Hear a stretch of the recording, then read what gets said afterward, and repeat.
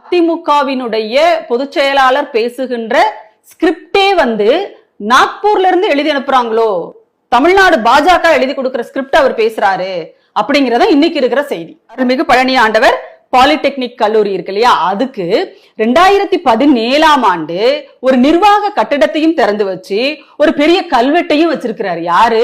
இதே எடப்பாடி பழனிசாமி வச்சிருக்கிறார். அப்ப நீங்க யோசிச்சு பாருங்க. அதாவது தன்னுடைய கட்சி வரலாறும் தெரியல, தன்னுடைய கட்சி ஆட்சியில இருக்கும் போது முந்தைய ஆட்சியாளர்கள் என்ன செஞ்சாங்க அப்படிங்கறதும் அவருக்கு தெரியல, தான் என்ன செஞ்சோன்றதும் அவருக்கு தெரியல. திருப்பதி தேவஸ்தானத்தின் சார்பாக நிறைய கல்லூரிகள் பள்ளிக்கூடங்கள் நடத்துறாங்க. அவங்க திருப்பதியில மட்டும் நடத்தல, டெல்லியில ஒரு கல்லூரி நடத்துது அந்த தேவஸ்தானம். அப்ப திருப்பதியில இருக்கிற பணத்தை நீங்க டெல்லியில காலேஜ் ஆரம்பிக்கலாம், ஆனா தமிழ்நாட்டுக்குள்ள இருக்கிற கோயில்களினுடைய பணத்தை எடுத்து தமிழ்நாட்டுக்குள்ளேயே பள்ளிகளையும் கல்லூரிகளையும் நடத்துவது நியாயமான்னு சொல்லிட்டு அதே பாஜக காரங்க கேட்கிற கேள்வியை கொஞ்சம் கூட கூச்சமே இல்லாம, இன்னும் சொல்ல போனால் நெஞ்சில் கொஞ்சம் கூட பயம் இல்லாம இந்த எடப்பாடி கேட்கிறாருன்னு சொன்னா அவர் தமிழ்நாட்டு அரசியலுக்கு தகுதி இல்லாதவராக 100% மாறிட்டாரு அப்படின்னு தான் அர்த்தம்.